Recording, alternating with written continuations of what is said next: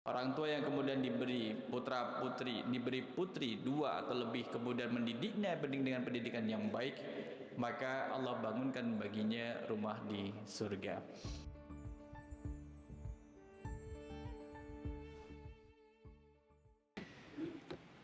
Bismillahirrahmanirrahim. Assalamualaikum warahmatullahi wabarakatuh. Alhamdulillah alladzi bi ni'matihi tatimmus shalihat. Asyhadu an la ilaha illallah wahdahu la syarikalah wa asyhadu anna Muhammadan abduhu wa rasuluh la nabiyya ba'dah.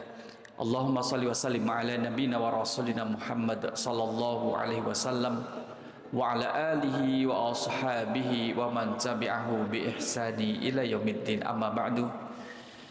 Bapak Ibu jamaah rahimakumullah, kata orang malam minggu malam yang panjang. Itu bagi mereka yang menikmati malam minggu atau bagi anak muda. Tapi bagi kita adalah malam minggu adalah malam untuk belajar. Bagaimana kalau kita adalah orang tua semakin belajar untuk memantaskan diri, memberikan khidmat, pendidikan, pengajaran yang baik terhadap putra-putrinya. Kalau kita adalah seorang anak, maka malam minggu adalah malam di mana kita juga memantaskan diri sebagai seorang anak agar menjadi anak yang saleh dan juga salihah. Tiada hari yang berlalu kecuali kemudian kita selalu mempelajari ilmu. Tiada hari yang berlalu kecuali kemudian kita menggunakan kenikmatan akal untuk bertolabul ilmi.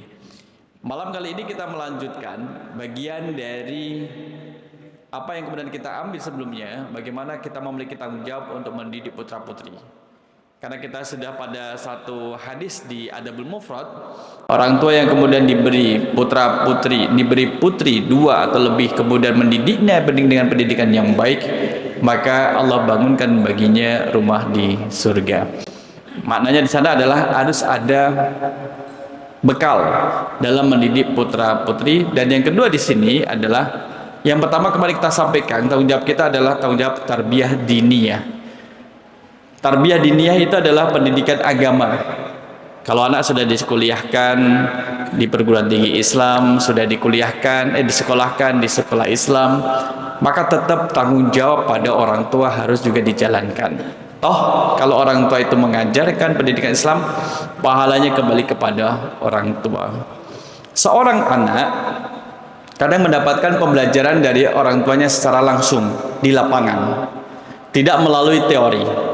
Bahkan kadang teori datang belakangan setelah kemudian ada prakteknya. Bapak Ibu, coba misalkan di kita, kalau misalkan ada satu kursi, ya kursi papan yang mudah dinaikin. Bapak Ibu punya anak gadis, suruh dia naik ke atas kursi tersebut, sedangkan bapaknya di bawah, minta untuk anaknya untuk narik. Kira-kira ketika anak perempuannya narik bapaknya yang berada di atas lantai, ditarik ke atas kursi itu, kira-kira anak perempuannya kuat tidak, Pak? Anak perempuannya di atas kursi berdiri, kemudian orang tuanya ditarik. Kuat atau tidak? Berat atau ringan? Berat. Tetapi kemudian kalau sebaliknya, dengan posisi yang sama, anaknya di atas, putrinya di atas, bapaknya di bawah, dengan berjabat tangan tadi, kalau orang tuanya narik, mudah tertarik ke bawah atau tidak putrinya? Mudah kan? Mudah. Maka kemudian orang tua memberikan pembelajaran, nak, kalau kamu perhatikan dari apa yang kita terjadi tadi, bahwa kamu susah mengangkat bapak untuk ke atas, tapi bapak mudah kemudian menjatuhkan. Artinya dalam satu pergaulan, kemudian seanak gadis perlu dikasih bekal bahwa hati-hati dengan orang yang baru kenal, hati-hati dengan orang yang baru dikenal. Untuk mengangkatnya itu susah. Sebagaimana engkau mengangkat seseorang dari bawah itu susah. Tapi kalau orang berusaha untuk menjatuhkan orang lain itu mudah. Dalam hari ini adalah sebagai anak gadis harus hati-hati dalam pergaulan. Kalau sudah terluka, susah untuk mengobatinya. Kalau sudah kemudian retak, susah untuk mengembalikannya. Maka kemudian harus betul-betul dijaga. Itu salah satu bentuk kemudian dari pendidikan agama atau tarbiyah diniyah yang dilakukan orang tua terhadap anaknya. Yang kedua adalah memberikan nafkah yang halal lagi baik. Halalan thayyibah. Itu bukan menjadi pilihan, tapi menjadi kewajiban. Orang tua kemudian memberikan yang terbaik, halalan thayyibah bagi putra-putrinya. Iya. Nah, karena kalau kita lihat memberi nafkah yang halal lagi baik, sejak bayi itu lahir sudah dikenalkan dengan yang halal lagi baik. Sudah halal lagi baik, ya. Dalam surah Al-Baqarah 233, A'udzubillahi minasyaitonirrajim. Wal walidatu yurdi'na auladahunna haulaini kamilaini liman arada ayyutimmar radha'ah. Ibu-ibu hendaklah menyusui anak-anaknya selama 2 tahun penuh bagi yang ingin menyempurnakan penyusuannya. Jadi 2 tahun penuh hak persusuan itu. Kenapa? Ya kalau kemudian kita lihat dari sisi medis, Bapak Ibu yang paham terkait dengan medis, kualitas ASI kalau sudah 2 tahun bagi sang anak kan berbeda dengan awal-awal kemudian hanya menyusui. Termasuk juga di awal-awal anak menyusui itu, bagaimana kekuatan ASI, air susu ibu itu kemudian bisa membunuh bakteri yang tidak bisa dibunuh oleh cairan yang lain, kecuali dengan ASI.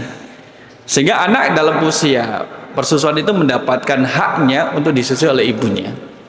Maka ibu kemudian tidak menjadi acuh tak acuh dengan kewajiban ini. Wa 'alal mauludi lahu rizquhunna wa kiswatuhunna bil ma'ruf. Kewajiban ayah menanggung makan dan pakaian mereka dengan cara yang patut. Jadi sandang pangan papan itu menjadi kewajiban yang harus dipenuhi oleh sang ayah. Kalau kemarin Bapak Ibu mau ada hari ayah itu tanggal berapa ya? Saya kok lupa ya. Tanggal berapa Pak? Hari ayah. Padahal kita sebagai laki-laki aja lupa ya. Kalau hari ibu tanggal berapa Bu? Atau kalau siang itu hari ayah, kalau malam itu hari ibu gitu ya. Maka di hari ayah itu sebenarnya juga kita setiap hari adalah hari ayah, setiap hari adalah hari ibu, setiap hari adalah hari-hari orang tua. Jadi anak untuk mengucapkan terima kasih pada orang tuanya tidak hanya nunggu 1 hari dalam 1 tahun. Mengucapkan terima kasih pada ibu tidak nunggu 1 hari dalam 1 tahun. Maka sandang pangan papa menjadi kewajiban bagi sang ayah. Lantas bagaimana kewajiban sang ayah? Nah, kalau kita lihat jamaah rahimakumullah, ini adalah surah Al-Baqarah 168 dan nanti kita akan lihat dengan surah Al-Baqarah 172. Ada bedanya? Ada. Bedanya ada. Pengaruhnya apa? Ada pengaruhnya. Kita mulai di sini. A'udzubillahi minasyaitonirrajim. Ya ayyuhan nas kulu mimma fil ardi halalan thayyiba. Ya ayyuhan nas, wahai manusia. Seluruh manusia, semuanya diseru oleh Allah, wahai manusia, semua manusia dimanapun berada, kulu, makanlah, mimma fil ardi, sebagian makanan di bumi, halalan thayyiba, yang halal lagi baik. 2 hal, halal lagi baik. Kita tahu ada perintah untuk makan yang halal lagi baik. Tapi harus kita perhatikan, kenapa harus ada anjuran makan makanan yang halal lagi baik? Karena belakangnya ini adalah godaannya, wala tattabi'u khutuwatis syaitan. Janganlah mengikuti langkah-langkah setan. Berarti banyak godaan di sekitar anas manusia untuk mengikuti jejak langkah setan dalam mencari yang halal lagi baik. Orang kemudian digoda, kalau tidak halal nggak apa-apa, nggak usah halal, yang penting baik. Nggak usah baik-baik, yang penting halal. Nah, itu kan ada mudaratnya juga. Jadi Allah memberikan di sini halal itu secara hukum syariat adalah layak untuk dimakan, thayyiban baik secara fisik bagi yang mengkonsumsinya itu tidak menimbulkan bahaya. Tidak menimbulkan bahaya. Nah, dua-dua hal ini, karena ada makanan yang halal tapi belum tentu baik bagi kita. Ada makanan yang baik bagi kita tapi belum tentu halal. Harus dua-duanya terpenuhi, halal lagi baik. Ikan itu kan halal atau haram? Halal. Tapi kalau cara mendapatkannya mencuri, maka berubah menjadi haram. Sekarang kemudian dibalik, minum minuman keras yang memabukkan, itu kan haram. Kalau misalkan cara mendapatkannya dengan membelikan halal, antarodin. Sekalipun membelinya dengan cara yang halal, tapi yang dibeli adalah yang haram, akan menjadi haram. Sehingga halal mencakup dua hal. Satu adalah barangnya, bendanya, zatnya itu adalah halal. Yang kedua adalah cara mendapatkannya dengan cara yang halal. Kalau hanya satu yang terpenuhi dari dua, yang menjadi haram. Yang satu haram, yang satu lagi halal, menjadi haram. Barangnya halal, cara mendapatkannya haram, haram.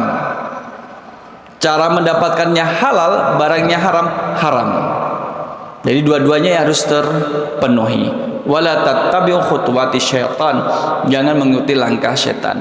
Godaan setan antara lain dari sekian banyak godaannya adalah ngapain cari yang halal, cari yang haram aja susah, apalagi cari yang halal. Cari yang haram saja susah, bagaimana mau cari yang halal? Nah maka kemudian digoda, udahlah santap aja, gak usah tanya halal haramnya. Itu godaannya setan. Setan akan menggoda. Kenapa setan harus menggoda godaan yang receh? Ini bukan receh Bapak Ibu. Ini bukan kemudian kayak apa namanya, penyetan rengginan, remukan rengginan, bukan. Dampaknya itu panjang. Dampaknya panjang. Innahu lakum aduwwum mubin. Sesungguhnya setan itu adalah musuh yang nyata bagi kalian. Setan itu harus kita jadikan musuh, tidak boleh dijadikan sebagai teman. Bapak Ibu, ada nggak setan yang islami? Ada nggak setan yang islami? Kalau mau menggoda dia baca bismillah, ada nggak? Nggak ada. Minal jinnati wan nas, dari golongan jin dan juga golongan manusia yang sudah diberi stempel dia adalah makhluk setan, makhluk yang perilakunya buruk. Jadi makhluk yang perilakunya buruk adalah setan, maka dia bisa dari wujud manusia atau dari wujud jin dan tidak akan pernah memerintahkan kecuali yang buruk-buruk. Tapi Ustaz, kemarin saya digoda setan, tapi dia godanya pakai ta'awud. Loh gimana tuh? Kan a'udzubillahi minasyaitan. Masa dia berlindung dari dirinya sendiri? Gak mungkin. Kecuali itu adalah bagian daripada skenario untuk menjerumuskan manusia. Kemarin saya digoda, tapi sebelum digoda saya disuruh sholat dulu. Lah habis sholat suruh ngapain? Suruh maksiat. Nah ya itu godanya di belakang, kepalanya manis, ekornya yang kemudian mematikan. Godaannya di depan manis, nggak apa-apa, kamu sholat hajat aja dulu, baru nanti mencuri, biar Allah beri keselamatan. Nah, kalau dikejar orang biar tidak kelihatan, gitu. Kan gitu godaannya, selalu godaan. Maka setan itu adalah licik. Nah, di sini kemudian kita akan lihat jamaah rahimakumullah surah Al-Baqarah 168. Kita akan lihat di dalam tafsirnya yang sudah kita siapkan di sini. 168. Ya ayuhan nas kulu mimma fil ardi halalan thayyiba wa la tattabi'u khutuwati syaitan innahu lakum aduwwum mubin. Disebutkan di sini kita dari atas ini.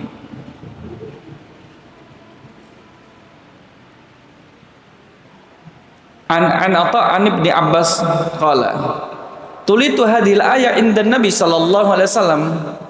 Tuliat hadhil ayat. Ayat ini dibaca di sisi Nabi sallallahu alaihi wasallam. Ya ayuhan nas kulu mimma fil ardi halalan thayyiba. Faqama Sa'ad bin Abi Waqqas.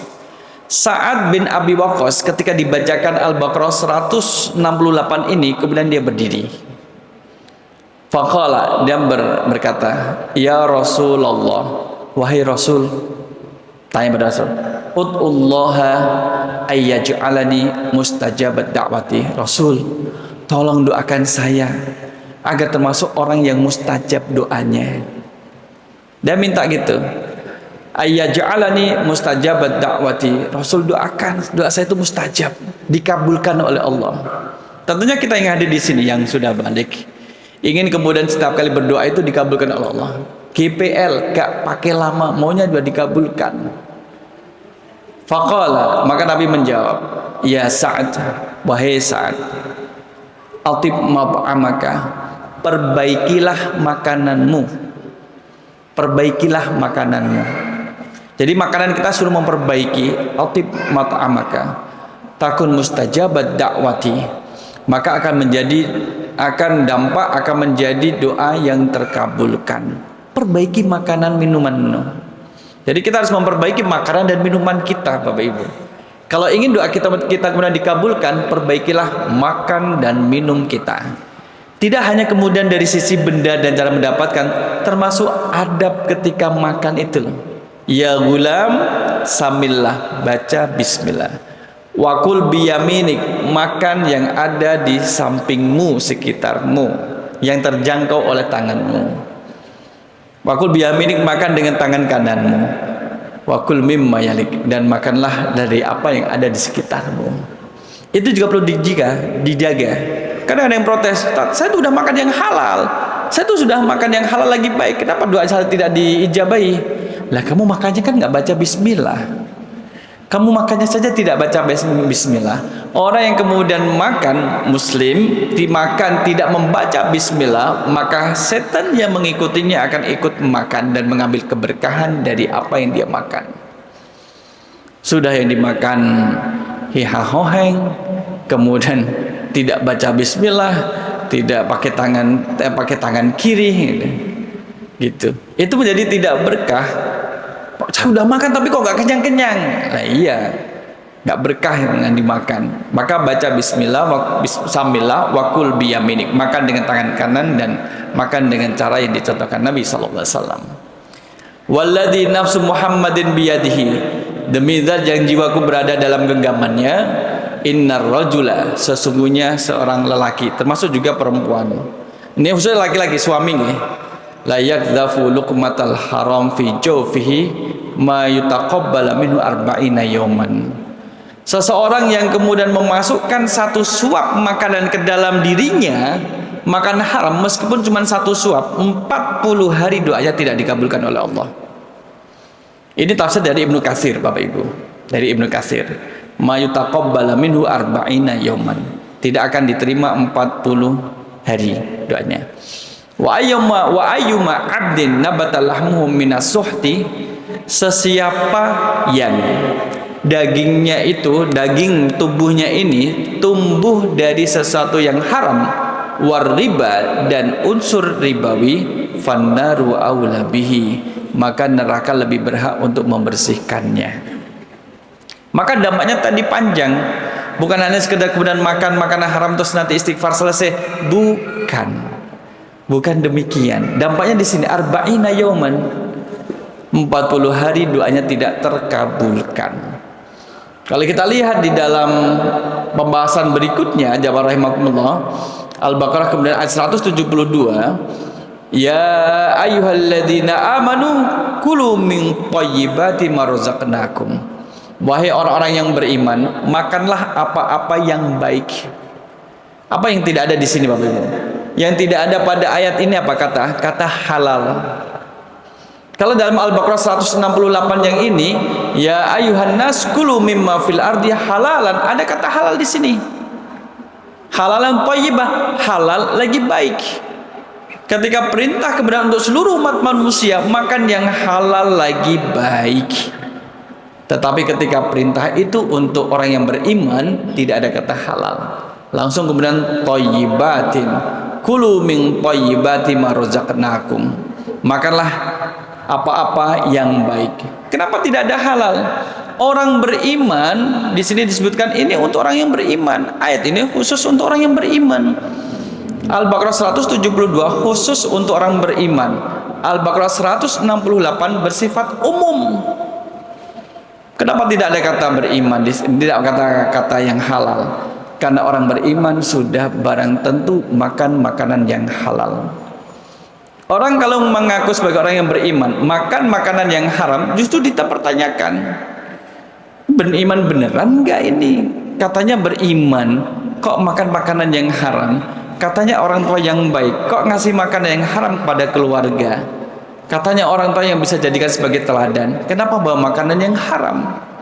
haram cara mendapatkannya. Nah ini yang kemudian yang harus dievaluasi.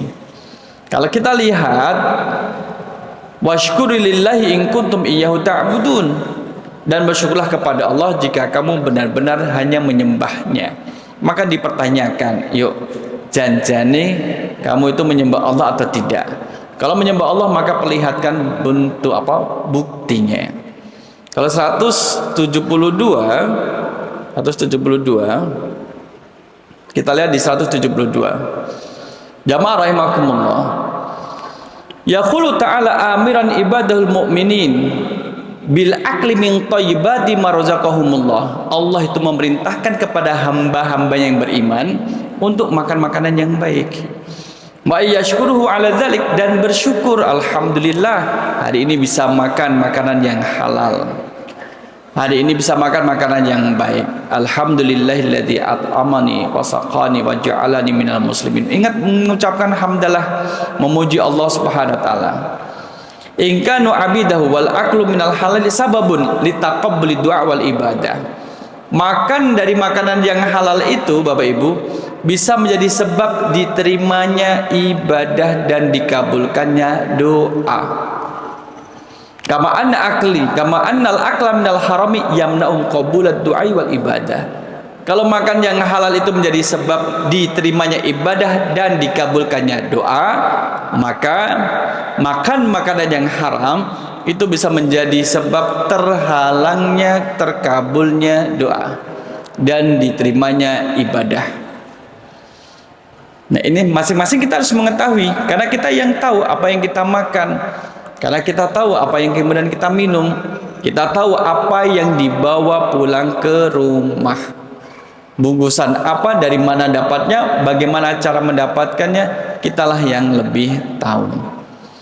Kama ja'a fil hadits alladzi rawahu Imam Ahmad, haddatsana Abu Nadhr, haddatsana Fudail bin Marzuq an Adai bin Sabit an Abi Hazim an Abi Hurairah radhiyallahu anhu qala qala Rasulullah sallallahu alaihi wasallam, Rasul sallallahu alaihi wasallam bersabda, ayyuhan nas, wahai manusia sekalian, kita semua disuruh oleh Nabi, innallaha thayyibun la yaqbalu illa thayyiban. Sesungguhnya Allah itu baik dan tidak menerima kecuali yang baik. Wa innallaha amaral mu'minina bima amara bihil mursalin. Sesungguhnya Allah memerintahkan orang-orang mukmin sebagaimana memerintahkan orang para rasul, para utusan. Sekarang kita lihat apa yang Allah perintahkan kepada para rasul. Yang diperintahkan adalah surah Al-Mu'minun ayat 51. Ya ayyuhar rusulu kulu minat thayyibati wa'malu salihah inni bima ta'maluna alim. Wahai para utusan, para rasul, kulu makanlah kalian minat thayyibati dari yang baik-baik, wa'malu salihah dan beramal soleh. Makanan yang baik itu bersanding dengan amal soleh.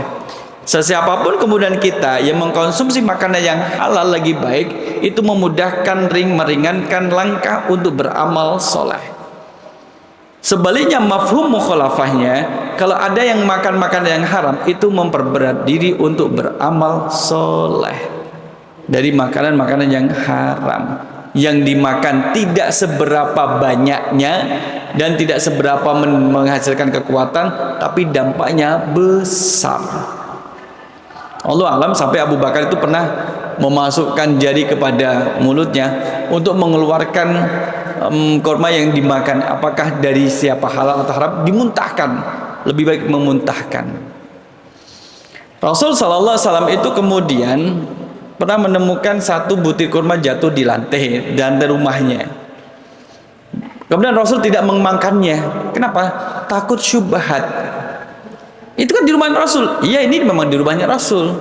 Kan pasti punya Rasul. Lah, bukan masalah kalau di rumahnya Rasul menjadi punya Rasul, bukan. Apakah satu biji kurma yang jatuh ini memang benar-benar itu punya Sayyidah Aisyah yang terjatuh, atau ini yang jatuh ini adalah bagian dari kurma yang dizakati dan dia terjatuh? Kalau kemudian itu adalah kurma yang dizakati yang mau dibayarkan zakat ternyata terjatuh, berarti kan bukan milik Nabi. sampai ke hati-hatinya demikian, itu mengkonsumsi makanan yang halal lagi haram, sangat berhati-hati.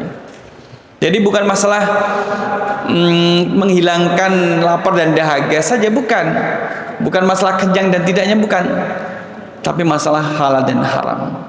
Sebagaimana orang yang berbisnis itu bukan untung dan rugi, tapi surga dan dunia. Surga dan dunia. Wa qala, dan Allah berfirman, ya ayyuhalladzina amanu kulu min thayyibati ma razaqnakum. Wahai orang-orang yang beriman, makanlah dari yang baik-baik, ma razaqnakum, dari apa yang kami rizkikan kepada kalian. Dilanjutkan, summa dzakara rajulah, Rasul menyebutkan ada satu kisah seseorang yang yutilus safar, melakukan perjalanan panjang, asy'atha aghbar, yang kemudian rambutnya kusut, pakaiannya juga ikut kusut. Bapak Ibu, kalau kita lihat, kalau kita perjalanan panjang, kan badan kita sudah kayak, muka itu kayak cemberut, capek di jalan. Padahal kita naik sepeda motor. Ini kemudian tidak pakai sepeda motor, kan kusut. Ada debu nempel di bajunya, di mukanya, itu kan kelihatan. Tapi orang yang dalam perjalanan panjang ini, yamuddu yadaihi ila sama, menengadahkan kedua tangannya ke langit, seraya berkata, ya Rob, wahai Tuhanku, wahai Tuhanku. Mamab'amuhu haramun. Ketika dia berdoa, saat dia berdoa, itu setelah memakan makanan yang haram. Wa mashrabuhu haramun. Sebelum dia berdoa itu, dia sudah minum minuman yang haram. Wa malbasuhu haramun. Sebelum dia berdoa, dia juga menggunakan pakaian yang haram. Pakaian haram, atau memakai sesuatu yang haram. Laki-laki itu tidak boleh memakai emas dan juga sutra. Baik itu misalkan ada laki pakai cincin emas, gelang emas, kalung emas, naik gigi emas, pripun Pak Ge? Pakai gigi emas. Janganlah, jangan yang emas, yang lain lah yang perak. Nanti jadi bahan kemana-mana, ada yang mengikuti gitu ya. Itu kemudian menggunakan barang-barang yang haram. Emas itu nggak boleh dipakai untuk laki-laki. Orang tua melihat anak laki-lakinya pakai sesuatu yang emas, tanya dulu, Mas itu emas bukan? Kok emas itu emas? Mas, biar nih, Mas itu emas gitu. Yang kamu pakai itu emas? Enggak, kuningan. Oh kuningan, oke selesai. Kalau kuningan kan bukan emas. Coba di sini kalau kuningan, Mama bawa ke toko emas, tak jual, laku enggak? Ya silahkan Mas, bawa aja. Oh itu kuningan kok. Ya, kalau anaknya dengan ringan, silahkan dibuktikan aja. Biasanya kuningan. Tapi kalau misalkan anaknya bilang kuningan, ya udah kalau gitu Mama jual ke toko ya, laku enggak? Jangan. Emas itu, oh baru ngaku. Enggak boleh. Jangan kemudian jangan menjadi orang tua yang bangga ketika anaknya memakai sesuatu yang diharamkan oleh Allah. Kalau orang tuanya bangga, berarti orang tuanya mendukung anak untuk kemudian menentang Allah. Ya Rob, ya Rob. Wa ghudiya bil harami, dan dia itu dikasih makan makanan yang haram. Fa ana yustajabu lidzalik. Bagaimana Allah mengabulkan doanya? Dia sendiri permintaan Allah untuk makan makanan yang halal itu tidak dipenuhi. Dan orang ini minta kepada Allah agar doanya itu dikabulkan. Lah piye? Mau minta doanya dikabulkan tapi sendiri dia tidak taat. Dia sendiri kemudian tidak taat. Wa idza sa'alaka ibadi anni fa inni qarib ujibu da'watad da'i idza da'ani falyastajibu li wal yu'minu bi la'allahum yarshudun. Kalau kita lihat di sini, fa inni qarib, surat menapa menika? Fa inni qarib 183. Jadi masih di bawahnya. Nah ini Bapak Ibu. Oh 183, 186, Masya Allah, 186. Wa idza sa'alaka ibadi anni fa inni qarib. Apabila hamba-hambaku bertanya kepadamu Nabi Muhammad tentang aku, fa inni qarib, sesungguhnya aku dekat. Ya. Ujibu da'watad da'i idza da'ani. Aku akan mengabulkan doa bagi orang-orang yang berdoa kepadaku. Syaratnya apa? Falyastajibuli wal yu'minu bi la'allahum yarshudun. Syaratnya adalah hendaklah mereka memenuhi perintahku dan beriman kepadaku agar mereka selalu berada dalam kebenaran. Jadi perintah Allah dilaksanakan dan keimanan dijaga. Kalau misalkan ada yang tanya, Ustaz, itu orang-orang yang tidak beriman kok kalau dia doa dikabulkan. Nah, itu beda. Itu adalah istidraj. Itu istidraj. Itu dilulu oleh Allah SWT. Nah, dari sini kemudian kita lihat jamaah rahimakumullah, untuk tidak mengkonsumsi makanan minuman yang haram, baik cara mendapatkan atau kemudian barangnya. Bagi suami tidak memasukkan benda yang haram ke dalam rumah tangganya. Keluarkan. Harus dikeluarkan dari rumah. Kalau ada sesuatu yang haram berada di dalam rumah, maka mohon maaf, ibarat anjing mengejar tulang yang berbalut dengan daging. Ya, gimana kemudian tidak dikejar anjing? Karena dia membawa tulang. Ya, tulang itulah yang dikejar anjing. Bagaimana kemudian rumahnya tidak bersengketa, kemudian menjadi ramai perselisihan? Karena di dalamnya ada pemicunya, sesuatu yang haram. Satu kisah disampaikan begini, Bapak Ibu. Ketika Imam Syafi'i kemudian didatangin seseorang, ya muridnya, yang kerja jaga gudang. Kalau tidak salah itu gajinya 1 bulan itu 10 dinar apa gitu, kurang lebih 10 dinar gitu, kita pakai analogi. Tapi ketika habis gajian itu keluarganya pasti cekcok, istrinya juga cekcok, anak juga susah diatur, berantem sama istrinya terus gitu ketika habis gajian. Maka kemudian minta nasihat kepada Imam Syafi'i. Imam Syafi'i, gimana ini? Saya tugas kerjaan saya itu jaga gudang, cuman jaga gitu kan, kita kan security ya. Tapi gajinya besar. Maka Imam Syafi'i mengatakan, coba kamu datangi majikanmu dan minta gajimu dikurangi. Minta dikurangi. Betul. Loh, serius? Apakah nanti kalau dikurangi keluarga saya akan menjadi baik?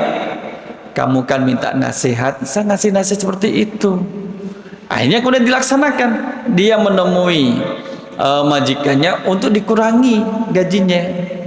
Bayangkan Bapak Ibu, kalau ada majikan memiliki karyawan seperti dia ini, 100 saja karyawannya, senang atau tidak? Senang itu. Minta dikurangi, dipotong gajinya. Akhirnya dari 10 dipotong menjadi 7. Dikurangi 7. Jadinya 7 dinar. Gaji 7 dinar, gajian pulang, masih ada cekcok lagi dengan keluarganya. Datang lagi Imam Syafi'i, kok bisa katanya akan tentram keluarga saya, kok nggak berpengaruh? Gimana ya, salah apanya? Maka Imam Syafi'i bilang, coba minta ke majikanmu lagi, minta dikurangi lagi. Loh, ini aja sudah dikurangi jadi 7, masa kemudian minta dikurangi lagi? Kamu kan minta nasihat kan? Iya. Maka datang ke majikannya, minta dikurangi lagi, dikurangi jadi 5. Ketika menerima gaji 5 dinar, dibawa pulang, keluarga yang semula cekcok menjadi akur, rukun Bapak Ibu. Istri yang biasanya kemudian kalau dikasih sesuatu bantah, sekarang sudah tidak bantah lagi. Anak yang kemudian biasanya kemudian bantah pun kemudian tidak bantah lagi. Datang lagi pada Imam Syafi'i. Imam Syafi'i, ini korelasinya apa? Hubungannya apa? Gaji saya 10 dinar, keluarga kemudian berantakan. Gaji 7 juga masih ada cekcok masalah. Kenapa gaji 5 kok malah menjadi tenang? Maka Imam Syafi'i mengatakan, pekerjaanmu itu yang cuman kayak gitu-gitu itu dia kamu seperti itu layak digaji 5 dinar. Nah, kenapa saya kemarin digaji 10 dinar? Nah, sisanya 5 dinar kalau digaji 10 dinar, maka 5 dinarnya adalah sumber masalah. Sumber masalah dalam rumah tanggamu. Artinya nggak sesuai dengan pekerjaanmu. Oleh karena itu Bapak Ibu, kita yang dapat rezeki kemudian gajinya dinaikkan, maka harus diimbangi dengan kinerja. Jangan sampai kemudian cuman gabut, makan gaji buta, presensi kemudian ngilang, habis presensi ngilang. iya toh ngilang dari kantor. Nanti kalau pulang baru muncul. Muncul. Besok gitu lagi, habis prestasi ngilang. Kalau mau pulang muncul. Nah, becek ke titik Allah ketoro. Nanti pun ada yang akan memergokinya seperti itu. Oleh karena itulah kemudian jangan memasukkan sesuatu yang haram ke dalam keluarga kita. Kita lanjutkan di sini, maka mukmin itu akan memakan yang baik. Oleh karena itulah kemudian kita boleh berdoa. Allahumma kfina bihalalika an haramik. Ya Allah, limpahkanlah kecukupan kepada kami dengan rizkimu yang halal dari menahan harta yang engkau haramkan. Wa aghnina bifadlika amman siwak, dan cukupkanlah kami dengan kemurahanmu dari mengharapkan uluran tangan selainmu. Ini kemudian kita meminta kepada Allah Subhanahu wa taala agar kita dicukupkan dengan harta yang ada pada diri kita. Sehingga kemudian kita tidak mencari yang haram dan kita dibuat tidak tertarik pada yang haram. Bapak Ibu, kemarin ada kecelakaan. Kecelakaannya gini. Tangki truk yang bawa solar itu terguling. Di mana guys? Saya nggak mendetil, tapi terguling. Karena terguling itu kemudian solarnya tumpah, mengalir. Karena kecelakaan dahsyat. Ada yang beritanya sih remblong. Mengalir. Kan warga pada datang ngambil solarnya pakai ember. Itu hukumnya gimana? Sudah jatuh tertimpa tangga, sudah kecelakaan, solarnya juga tumpah.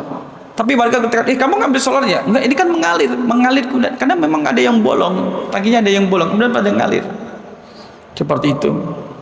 Kalau mau mengambil, ya udah dikumpulkan aja, kasih nanti kepada yang punya. Ada yang punya. Kalau misalkan ya udah bawa untuk bapak aja nggak apa-apa. Oh, itu baru menjadi halal, jelas kehalalannya. Sama terus sore tadi ada berita di Jawa Tengah kalau nggak salah, ada bawang yang dibuang di tepi jalan, di jurang. Tapi banyak masih bagus-bagus itu bawangnya. Tapi warga tidak tahu apakah ini bawang halal atau haram. Maksudnya adalah ini beracun atau tidak, atau seperti apa. Tapi ada yang ngambil. Nah, dengan berdoa ini itu kita diberi kecukupan oleh Allah, tidak tertarik pada sesuatu yang tidak jelas kehalalan dan keharamannya. Itulah yang disebut dengan syubhat. Kecuali kemudian ada tulisan silahkan ambil gratis, nah itu baru halal, baru gratis.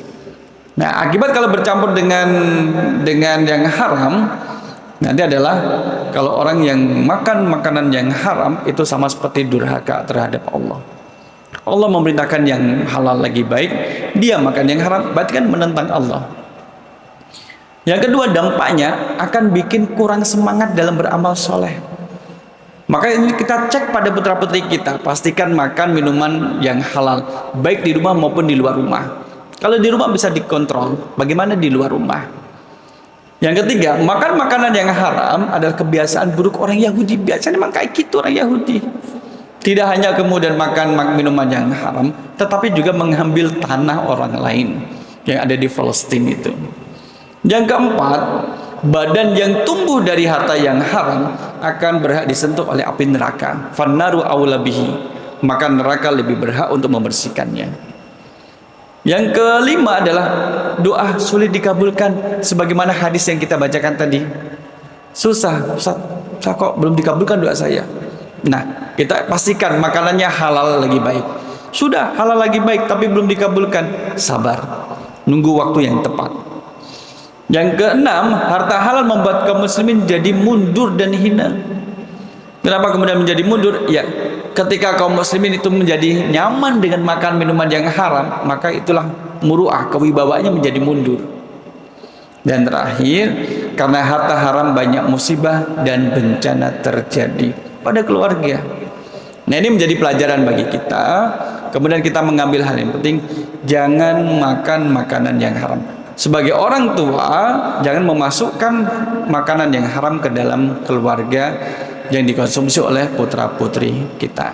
Nah, inilah ibu bapak jamaah rahimakumullah, semoga kita dijauhkan oleh Allah dari yang haram dan kita didekatkan oleh Allah serta dimudahkan oleh Allah untuk menjemput yang halal. Amin ya rabbal alamin. Sehingga besok yang ketiga yang kita lanjutkan nanti adalah bagaimana kewajiban dari orang tua dalam mendidik anaknya menciptakan lingkungan yang baik. lingkungan yang sakinah, mawadah dan rahmah.